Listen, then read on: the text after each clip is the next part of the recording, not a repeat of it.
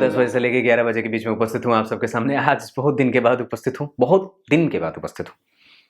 अजय सोढ़ी जी की कुंडली है 29 जून 1968, 14:10, मेरठ उत्तर प्रदेश। पर ये रहते श्रीनगर या शिमला में है। और सवाल, क्या मैं गोवा में जाकर के कुछ व्यवसाय कर सकता हूँ? दक्षिण दिशा की तरफ अगर आप बढ़ेंगे तो पक्के तौर पे आपकी कुंडली में व्यवसाय अच्छा चलेगा।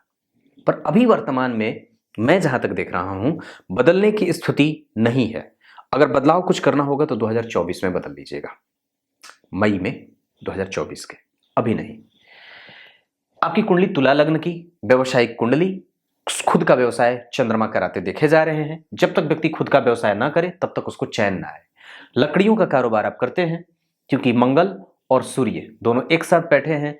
3 नंबर की राशि बन रही है, पराक्रम भी ये करवाते होंगे, व्यक्ति से मेहनत भी होता है। और शुक्र के साथ बैठे हैं लग्न, लाभ और सप्तम, ये तीनों एक साथ बैठ करके व्यक्ति के भाग्य को बल दे रहे हैं। जहां व्यक्ति एक अच्छी खासी आमदनी इकट्ठा भी कर लेता है और अपने परिवार के लिए एक अच्छी आमदनी छोड़ भी जाता है। शनि नीच के हैं, नवांश कुंडली में भी शनि को अगर आप देखते हैं तो नीच के ही हो रहे हैं। इस वजह से ये शनि का बल बढ़ेगा। फर्नीचर, लकड़ी और ऐसे क्षेत्र जहां पे व्यक्ति जो है वो विवाह आदि से संबंधित क्षेत्रों में अगर जाकर के कोई काम करना चाहे, या उससे संबंधित अगर जैसे पलंग, कुर्सी, टेबल, फर्नीचर इस तरीके का, या फिर विवाह मंडप बनाने का काम, या बैंकेट हॉल, इस तरीके के भी क्षेत्र में अगर व्यक्ति जाना चाहे, या फिर कई बार पेंट और केमिकल, इन सब क्षेत्रों में भी व्यक्ति अगर जाना चाहे तो जा सकता है। ऊनी कपड़े का काम और जलावन की लकड़ी, इन सब क्षेत्रों में भी व्यक्ति का काम बनता है। तो ये चीजें बनती। आयुर्वेदिक उपचार, आयुर्वेदिक दवाइयां, रासायनिक चीजें जो ऑर्गेनिक हो, उन सब चीजों में आपका काम बनता है। अगर हो सके तो वहां पे आप जहां हैं वहां पे आयुर्वेदिक दुकान या पूजा पाठ की सामग्री की दुकान भी आप कर सकते हैं। आपकी कुंडली में उसका भी योग बड़ा अच्छा है। गुरु का प्रभाव शनि पे, गुरु का प्रभाव पराक्रमी, यहां पे सूर्य, मंगल और शुक्र का प्रभाव व्यक्ति को पराक्रमी बनाने के साथ साथ जीवन भर मस्त और मगन रह करके अपने मेहनत पे भरोसा करके मेहनती बना देते हैं। व्यक्ति के पास भाग्य का बल है, व्यक्ति के पास पूर्वजों का आशीर्वाद है, व्यक्ति के पास धर्म का बल है, व्यक्ति के पास आध्यात्मिक होने का बल है, और व्यक्ति के पास गंभीरता भी है क्योंकि शनि बली हो रहे हैं। केंद्र में शनि और चंद्रमा का प्रभाव, पर चंद्रमा अकेले बैठे हैं, इस वजह से व्यक्ति को खुद का काम करना चाहिए। पत्नी का कारोबार चौथा स्थान होगा क्योंकि ये पत्नी का भाव है। इससे 10 अंक आगे बढ़ेंगे तो ये भाव पत्नी का व्यवसाय। यहाँ के अधिपति बली हैं पर प्रथम दृष्टया वो नीच के हैं। नवांश कुंडली में भी वो धन और पराक्रम के अधिपति, जहां पराक्रम भाव में अमावस्या दोष लग रहा है, इस वजह से पत्नी का कारोबार एक सामान्य गतिविधि में चलेगा। उस पर आप 100% भरोसा नहीं कर सकते। गुरु की दृष्टि है, ब्रेड और बेकरी का काम अच्छा चलेगा। बहुत अच्छा व्यवसाय चुना है क्योंकि गुरु पत्नी के व्यवसाय भाव के अधिपति शनि को देख रहे हैं। तो ये एक अच्छी बात है कि बहुत ही बढ़िया खाने पीने की सामग्री, खट्टे फल, फलों का कारोबार, ये सब भी आपकी पत्नी उसमें इकट्ठा कर सकती है। चीजें ठीक है। यहाँ पे शुक्र और सूर्य का बैठना व्यक्ति को कई बार असंगत या तर्क संगत कई बार नहीं होती है जिंदगी। जितना व्यक्ति मेहनत करता है उसको उतना फल नहीं मिलता। हालांकि अभी जो दशा चल रही है वो मंगल की चल रही है, जो कि इस कुंडली के लिए बड़े अच्छे नहीं होते, पर फिर भी मैं एक भरोसे के साथ ये बात कह सकता हूं कि आपकी कुंडली में केतु जो है वो 12वें हैं, उनसे आने वाली बुध की दशा आपकी कुंडली में अच्छी हो सकती है। वो कैसे? जबकि बुध इस कुंडली में भाग्य के और 12वें भाव के अधिपति होकर के जाकर के जन्म कुंडली में बैठे हैं, अष्टम भाव में ठीक नहीं बैठे, पर नवांश कुंडली में वो बढ़िया बैठ रहे हैं और उस पर शुक्र की दृष्टि है जो कि उच्च का है। इस वजह से आरंभ की दशा हो सकता है कि थोड़े बहुत कमजोरीपन का एहसास कराए, पर बाद में बुध देते जाएंगे। इस वजह से मंगल में बुध, और मंगल और बुध का संबंध आप अगर यहां देखते हैं तो यहां मंगल उच्च के हो जा रहे हैं और यहां बुध पंचमस्त स्वग्रही, यानी कि मंगल और बुध की दशा अच्छी जाएगी। तो अगर कुछ बदलाव करना होगा तो इस दशा में भी आप बदल सकते हैं, कुछ अच्छा करना होगा तो इस समय भी कर सकते हैं। एक दशा 22 के चौथे महीने में भी आएगी जो आपकी कुंडली में अच्छी रहेगी, यानी कि मंगल की दशा, मंगल में शनि और शनि में मंगल का संबंध तृतीय एकादशवें का है। शनि बली है क्योंकि वो दोनों ही जगह नीच के हैं। नवांश कुंडली में शनि जो हो रहे हैं वो बनते हैं यहां भी नीच के। इसका मतलब है कि मंगल वाली और शनि वाली जो दशा है, मंगल में शनि वाली, वो खराब नहीं जाएगी। पंचम भाव यश का भाव है, वहां पे 4 ग्रहों का प्रभाव है, इस वजह से 5 ग्रहों का, इस वजह से थोड़ा सा कंफ्यूजन में है वो भाव, और वो दरअसल पता नहीं चल पा रहा है कि वहां पे कौन से ग्रह का प्रभाव मिल रहा है। लेकिन दशमांश कुंडली में उतने सारे ग्रहों के बैठे होने के बाद वहां पे सबसे अच्छा जो परिणाम मिलेगा वो मैं जो देख रहा हूं, वहां पे गुरु का प्रभाव ज्यादा मिलेगा। क्योंकि वस्तुतः वो लग्नेश होकर के लाभ में बैठ करके जन्म कुंडली के धन भाव के अधिपति को देख रहे हैं। लाभ भाव के कारक गुरु चंद्रमा के साथ बैठे जो कि अष्टमेश है, तो लग्न और अष्टम के अधिपति व्यक्ति के जीवन में कर्म क्षेत्र में व्यक्ति दिमाग लगाता है, अपडेट रहता है और हमेशा ही निरंतर सोचता है, विचार करता है और अच्छे निर्णय लेकर के अपने धन के वृद्धि का संकेत भी उजागर करता है। यहां पे सूर्य नीच के हैं, जिसके साथ अगर देखें तो शुक्र भी बैठे हैं, तो शुक्र और मंगल का संबंध देखिए, शुक्र ने मंगल के साथ परिवर्तन योग बनाया है। इस वजह से व्यक्ति अपने जन्म स्थान से दूर जाकर के ही अगर काम करे तो लाभ हो और धन की प्राप्ति भी होगी। लाभ भाव में गुरु का अकेले बैठना लाभ को कमजोर, लेकिन लाभ भाव के अधिपति का भाग्य भाव में जाना, भाग्य के लाभ को और लाभ के भाग्य का बल मिलना, ये चीजें ठीक दिख रही हैं। सूर्य और मंगल का एक साथ प्रभाव पराक्रमी बनाना, मंगल की दृष्टि जन्म कुंडली के विदेश भाव पे थोड़े से सामान्य, मंगल की 7वीं दृष्टि यहां और 8वीं दृष्टि उच्च की, इस वजह से व्यक्ति को कई बार लकड़ी का कारोबार और साथ ही साथ व्यक्ति को भवन, वाहन, गाड़ी, इन सब चीजों का सुख तो दे ही देता है। आपकी कुंडली में अभी मंगल की दशा चल रही है, भाग्य भाव में बैठे हैं, अगर पूजा पाठ, मंत्र, जप, ध्यान, धारणा, समाधि, कोई नया काम करना हो, कोई नया कारोबार करना हो, बच्चे को दूर भेजना हो, भेज सकते हैं। मंगल की दशा में यह काम किया जा सकता है। दूसरे नंबर पे गोपालक बनिए, गाय की सेवा करिए, क्योंकि गुरु का प्रभाव जो है वो जन्म कुंडली में पराक्रम भाव पे और गुरु का प्रभाव पंचम भाव पे, यहाँ के अधिपति नीच के हैं, इस वजह से पत्नी का स्वभाव या पत्नी का स्वभाव या पत्नी का स्वास्थ्य थोड़ा बहुत कमजोर रहेगा। नवांश कुंडली में शुक्र और गुरु का केंद्र में आना और बुध का 3 शुभ ग्रहों का केंद्र में आना, दाम्पत्य बहुत ज्यादा अच्छा रहे और व्यक्ति का प्रभाव हमेशा बना रहे।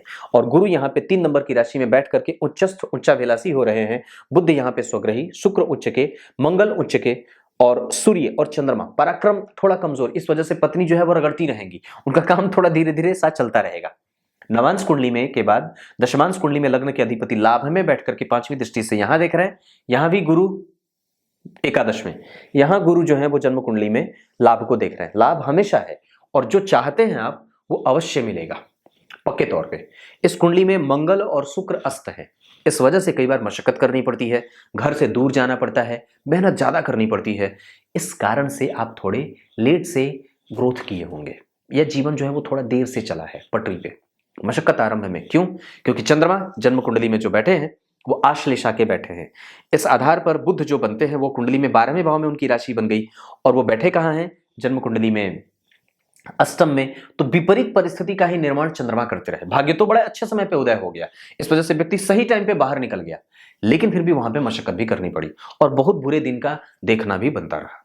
पक्की बात है, चंद्रमा अपना ही काम, किसी दूसरे के यहां नौकरी नहीं। दक्षिण दिशा में जाना चाहते हैं तो आप 2024 के 10वें महीने में जा सकते हैं, ऐसी स्थिति बन रही है। आगे आपकी कुंडली में अगर देख रहा हूं, राहु मीन के बैठे हैं, झगड़ा मत करिए, आसपास के लोगों के साथ संबंध अच्छे बनाइए, व्यय पे नियंत्रण रखिए, व्यय बहुत ज्यादा है, बेटा बहुत खर्चीला है, इस बात पे ध्यान रखना होगा। मंगल और राहु बढ़िया बैठ रहे हैं, दशमांश नवमांश कुंडली में उच्च के मंगल हो रहे हैं, इस वजह से मंगल की दशा आते आते जैसे जैसे आप मंगल की दशा को काट रहे हैं वो आपके पक्ष में ही आ रहा है और आपको कुछ देके ही जाएगा, जिसमें धन, धर्म, अध्यात्म और व्यक्ति की बुद्धि, ये सब परिपक्व और परिपक्वता को और साथ ही साथ बैलेंस भी इकट्ठा होने का योग देख रहा हूं। आपकी कुंडली में बुध बढ़िया बैठ रहे हैं, नवांश कुंडली में अच्छे हो रहे हैं, इसका मतलब है कि जरा गौर करिए तो यहां पे सप्तम भाव में पाप ग्रह की राशि बनी, यहाँ पे सप्तम भाव में शुभ ग्रह की राशि बनी, यहाँ पे सप्तम भाव में शुभ ग्रह की राशि बनी, यहाँ पे सप्तम भाव में राहु बढ़िया बैठे, यहाँ पे राहु जो है वो जन्म कुंडली में उच्च के मंगल के साथ बैठे। और अगर देखते हैं तो नवांश कुंडली में राहु ज्यादा अच्छे परिणाम देंगे, इसका मतलब है कि राहु की दशा मंगल के बाद जो आने वाली है वो आरंभ में कष्ट दे पर बाद में जाकर के अच्छी हो जाएगी। क्यों? क्योंकि धनु लग्न की कुंडली के लिए वो योग कारक प्लैनेट मंगल के साथ बैठे हैं, इस वजह से राहु की दशा आरंभ में कष्ट दे पर बाद में धीरे धीरे वो, मतलब 6 साल बीत जाए तो अगला जो 6 साल होगा वो थोड़ा अच्छा बीतेगा, अंतिम जो 6 साल होगा वो और ज्यादा अच्छा बीतेगा। आरंभ का 6 साल कष्टदायक हो सकता है, क्लियर है, जिसमें धन हानि हो, कंपटीशन बढ़ जाए, मेहनत मशक्कत बढ़ जाए, स्वास्थ्य का कमजोर होना दिख जाए, कई बार ऐसी चीजें होती हैं। पर मंगल की दशा आपके आने वाले जीवन में 2026 तक चलेगी, जो कि अच्छी रहने वाली है। वस्तुतः आप अगर नवमांश को देखते हैं और दशमांश को देखते हैं तो दशमांश कुंडली भी नवमांश कुंडली की ही भांति वर्गोत्तम बन रही है। मतलब नवमांश कुंडली में जो लग्न का अधिपति है गुरु वहीं दशमांश कुंडली में भी लग्न का अधिपति है और गुरु हर जगह से लाभ देते देखे जा रहे हैं। मंगल के बाद अगर इस मंगल की स्थिति को आप नवांश कुंडली के बाद दशमांश में देखते हैं तो वो लाभ भाव के अधिपति के साथ परिवर्तन कर रहे हैं, क्योंकि लाभ भाव के अधिपति शुक्र और 12वें भाव के अधिपति मंगल बनते हैं और लाभ भाव के अधिपति शुक्र। इसका मतलब है कि ये परिवर्तन अच्छा है। और साथ ही साथ अगर धनु लग्न की कुंडली की बात करते हैं तो वहां पे पंचम भाव के अधिपति जन्म कुंडली में पंचम को देख रहे हैं। इसका मतलब है कि ये मंगल जाते जाते यश दे देगा जो इसको देना चाहिए। पर गौर करिए, वो अस्त होकर के बैठे, अस्त होने के कारण वो देर से परिणाम दे रहा है हमें। इसका मतलब है कि इस कुंडली के लिए या तो मूंगा या तो सूर्य का रत्न माणिक्य दोनों धारण कर लेना चाहिए, या दोनों में से कोई एक। अगर क्रोध ज्यादा ना हो, और मंगल पे मैं जहां तक देख रहा हूं तो मंगल की स्थिति कमजोर नहीं है लेकिन नीचा विलासी हो रहा है, नवांश कुंडली में उच्च के हो जा रहे हैं, दशमांश कुंडली में परिवर्तन राजयोग बना रहे हैं और बढ़िया ही बैठे हैं। इस वजह से अभी दशा भी उनकी चल रही है, क्रोध ज्यादा न हो। राहु का प्रभाव है तो क्रोध जरूर होगा, थोड़ी बहुत उग्रता व्यग्रता की स्थिति भी देख रहा हूं। तो सूर्य का रत्न या माणिक्य या तो फिर मंगल का रत्न मूंगा अगर हो सके तो धारण कर लेना चाहिए। इसके हिसाब से अगर क्रोध ज्यादा होगा तो आप इसके साथ साथ अगर संभव हो तो उसको ठीक करने के लिए एक पुखराज या फिर टोपाज भी धारण कर सकते हैं, उसको बैलेंस करें। या फिर मोती भी धारण किया जा सकता है क्योंकि चंद्रमा स्वग्रही होकर के बैठे हैं लग्न कुंडली में, इस वजह से। दूसरे नंबर पे बता दूं तो शुक्र बढ़िया है, नवांश कुंडली में उच्च के हो रहे हैं। दाम्पत्य और पत्नी के साथ संबंध कभी भी खराब ना हो। पत्नी सुंदर व्यवसायिक है लेकिन वो जितना करती है उतना उनको मिलता नहीं है और वो थोड़ी सी ज्यादा चाहती भी है, मतलब उनका एक्सपेक्टेशन जो होता है वो थोड़ा ज्यादा है। वो थोड़ी लालची हो सकती हैं या जीवन से वो ज्यादा चाहती हैं, पर उनको अपनी मेहनत बढ़ानी होगी। दुर्गा जी की उपासना उनको करनी चाहिए, शुक्र उच्च का है, और देवी कवच का पाठ उनको करना चाहिए। उनको हड्डियों का रोग हो सकता है, गर्दन के पीछे दर्द की समस्या बढ़ सकती है, पेट का रोग उनको हो सकता है। ये 3 समस्याएं आपकी पत्नी की कुंडली में देख रहा हूं। एक बात और बताता हूं, उनकी कुंडली में बुध बहुत बढ़िया बैठा है, इस वजह से दाम्पत्य ठीक है, सुख बढ़िया है, ऐश्वर्य की स्थिति कमजोर नहीं है। धन इस कुंडली में हमेशा है क्योंकि धन भाव के अधिपति भाग्य भाव में बैठे हैं सूर्य के साथ, जो कि इस कुंडली के लिए लाभेश होता है। धन और लाभ के अधिपति, धन और लाभ के अधिपति एक साथ। लाभ के अधिपति अगर भाग्य में बैठे हो तो कुंडली कमजोर नहीं होती है, वहां भाग्यशाली योग बन जाता है। अगर शनि से देखते हैं तो इससे चतुर्थस्थ चंद्रमा का जाना व्यक्ति की कुंडली में धन, सुख, समृद्धि, ऐश्वर्य, पति, पत्नी, दाम्पत्य, पुत्र और पुत्री, साथ ही साथ परिवार और संपूर्ण मानसिक यात्रा अच्छी होती है क्योंकि वो बली हो रहा है, यहां भी नीच के यहां भी नीच के। ऐसी स्थिति में कि ग्रह अगर दोनों ही जगह वर्गोत्तम हो रहा हो तो बलवान हो जाता है।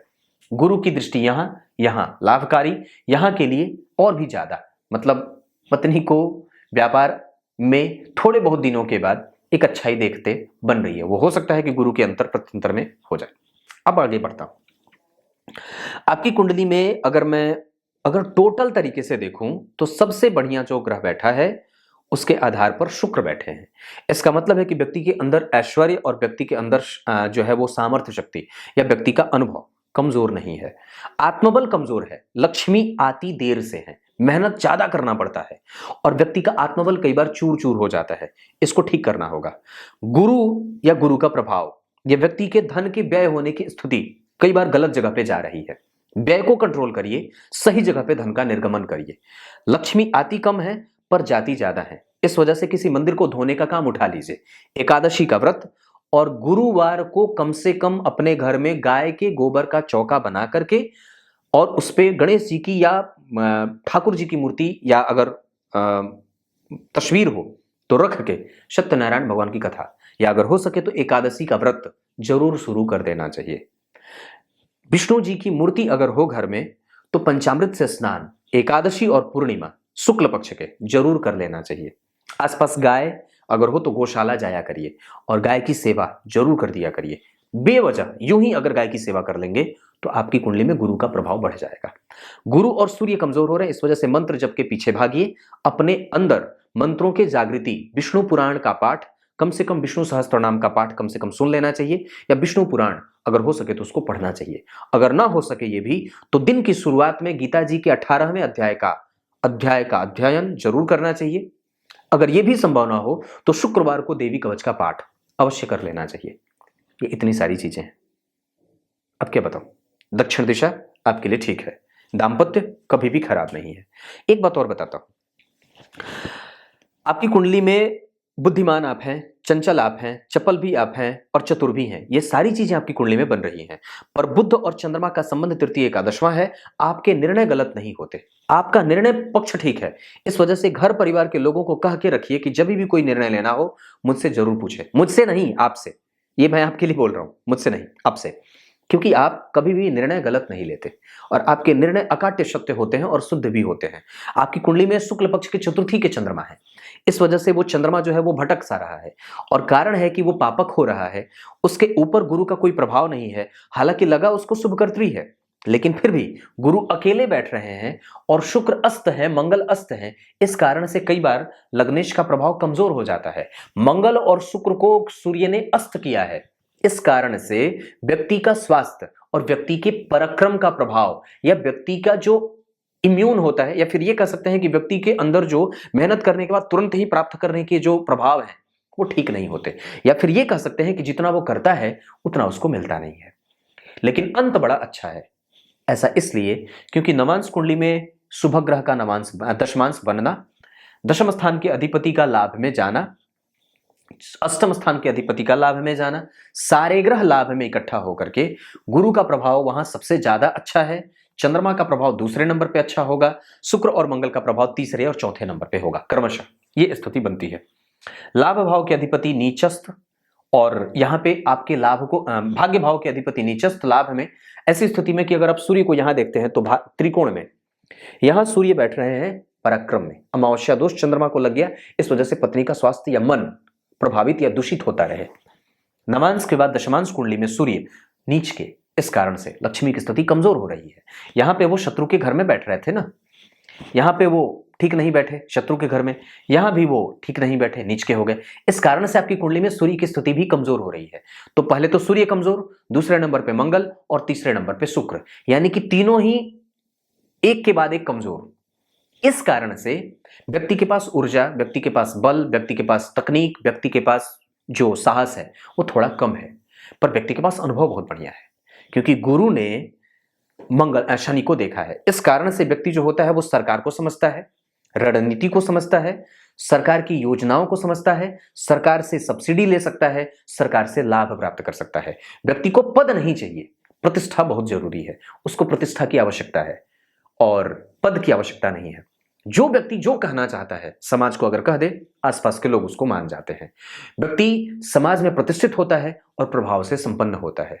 पुत्र और पुत्री का योग आपकी कुंडली में बहुत अच्छा है। पंचम भाव के अधिपति नीच के हैं लेकिन बली हैं, इस वजह से, और उस भाव के अधिपति पंचमेश के ऊपर या पंचम भाव पे गुरु के प्रभाव के होने के कारण संतति को कई बार प्रतियोगिता करनी पड़ती है। आरंभ में कई बार आपका व्यवसाय धीरे धीरे चलेगा, लेकिन बाद में जाकर के वो स्टेबल हो जाता है। यही ठीक स्थिति आपकी कुंडली के D7 चार्ट में अगर मैं देखूं तो संतति का सुख है और आपके साथ ही वो रहे तो ज्यादा बढ़िया है। वस्तुतः एक बात और बता दूं तो संतति कहां जाकर के बसे ये उसकी कुंडली को देखने के बाद ही पता चले, लेकिन आपकी कुंडली में तो मैं जहां तक देख रहा हूं तो संतति को दूर जाते हुए ज्यादा देख रहा हूं। वो विदेश जाकर के अगर लाभ कमाना चाहे तो ज्यादा बनती है बात। मंगल का प्रभाव D7 चार्ट में चतुर्थ स्थान को देख रहा है। ऐसी स्थिति में ये अच्छी बात होगी और ये श्रेष्ठ होगा। आपकी कुंडली में पेट्रोलियम सेक्टर से जुड़ करके भी काम करने का योग बनता है, हार्डवेयर से संबंधित क्षेत्रों में काम करने का बनता है, पहाड़ों से संबंधित क्षेत्रों में काम करने का बनता है, पेंट और chemical industry, oil and gas company, इन सब क्षेत्रों में काम करने का बनता है। अगर बेटा भी इसी क्षेत्र में जाना चाहे तो बिल्कुल जा सकता है, केमिकल इंजीनियरिंग में, पर वो उनकी कुंडली देखने के बाद। विद्या अध्ययन व्यक्ति पढ़ना चाहता था पर व्यक्ति की कुंडली में कई बार परिस्थिति वैसी न बनी, इस वजह से कई बार चीजें कमजोर पड़ जाती हैं। पर वस्तुतः आपकी कुंडली में हर जगह शनि अच्छे बैठे हुए हैं, हर जगह वो अच्छे बने हुए हैं। अगर बाहर भी जाकर के किसी, अभी भी अगर वक्त हो तो आप किसी मतलब ऐसे कंपनी में काम करिए जो गैस के क्षेत्र में काम करती हो, कंस्ट्रक्शन के क्षेत्र में काम कर सकती हो, फर्नीचर के क्षेत्र में काम करती हो, या खुद आप इस क्षेत्र में उतर सकते हैं। आपकी कुंडली में यह बात बनती है। अगर कुंडली सत्य है तो निसंदेह ये क्षेत्र भी सत्य सिद्ध होगा आपकी कुंडली के लिए। आपकी कुंडली में अगर और भी बात बता दूं तो ग्रहों की स्थिति में सूर्य जिस डिग्री पे बैठे हैं 14 डिग्री युवावस्था, चंद्रमा जन्म कुंडली में जो बैठे हैं 23 डिग्री कुमार अवस्था के बैठे हैं, ये बल देंगे। दोनों ही ग्रह यानी कि सूर्य और चंद्रमा आपकी कुंडली में अच्छे बैठे हैं। इसका मतलब है कि इस कुंडली से अगर मैं बल प्राप्त करना चाहूं या आप करना चाहें तो आपके साथ ये कुंडली स्टेबल है और बलवान है, क्योंकि ये दोनों ही ग्रह बहुत ज्यादा महत्वपूर्ण होते हैं और वो दोनों हैं भी, बैठे भी अच्छे हैं, चंद्रमा भी सूर्य भी। थोड़े से सूर्य जरूर कमजोर हो रहे हैं भाव से, यहाँ पे त्रिकोण में बैठे, यहाँ मेहनत करवा रहे हैं, यहाँ भी लाभ दे रहे हैं, तो कहीं ना कहीं व्यक्ति का काम हमेशा बनता रहता है, उसके काम में लाभ की स्थिति है, पर मशक्कत भी साथ में है, दोनों एक साथ पैरेलली चल रही है। लेकिन अभी मंगल की दशा और भी आने वाले दिनों में अच्छी जाएगी, ये गारंटी देता हूं। बुध मंगल बढ़िया बैठे, हमेशा 100% वो अच्छे परिणाम देंगे। इस कुंडली के लिए वो मारक होते हैं, पर सप्तम भाव के और द्वितीय भाव के अधिपति होकर के सूर्य के साथ बैठे हैं। इस वजह से कई बार पिता का लाभ या पिता का संग देर से या जल्दी, देर से नहीं जल्दी ही छूट जाता है, उनके स्वास्थ्य का ध्यान रखना चाहिए। बुध 25%, गुरु 50% परिणाम अच्छे देंगे। शुक्र 100% और पूरा का पूरा परिणाम दे, क्योंकि इस कुंडली के लिए वो अच्छा होता है। शनि 25% के परिणाम करेंगे और वो आपकी कुंडली में हर जगह चाहे जितना भी देंगे वो 25 को वो 100 में बदलेंगे, और हमेशा ही आपकी कुंडली में उसकी दशा अच्छी जानी चाहिए। अगर नहीं गई है तो निसंदेह आपने उसको पहचाना नहीं है, या हो सकता है कि आपने उसको सही तरीके से आजमाया नहीं है, संभवतया। राहु और केतु आपकी कुंडली के लिए 50-50% का परिणाम करेंगे। दोनों ही आपको भटका सकते हैं, दोनों ही आपको कष्ट दे सकते हैं, क्योंकि राहु और केतु आपकी कुंडली के लिए बहुत अच्छे नहीं बैठे हैं। वो 12वें छठे का संबंध बहुत अच्छा नहीं होता है, इस वजह से यहाँ पे ये इन दोनों ग्रहों पे आप भरोसा ना करना। मंगल के बाद राहु की दशा कई बार आरंभ में मैंने जैसे बताया कि 6 साल कष्टदायक होंगे, बाद की दशाएं अच्छी जा सकती है, ये बात बनती है। राहु की दृष्टि यहां पड़ रही है, मन को भ्रम में मत रखिएगा, माता के स्वास्थ्य का ख्याल रखिएगा अगर हैं तो। राहु की दृष्टि यहां पड़ रही है, बाहर जाना चाहे, अगर विदेश या अपने जन्म स्थान से दूर उत्तर दिशा की तरफ या दक्षिण दिशा की तरफ जाना चाहते हैं तो निसंदेह आप दक्षिण दिशा की तरफ या उत्तर दिशा की तरफ, आपके लिए दो दिशाएं अच्छी बनती है।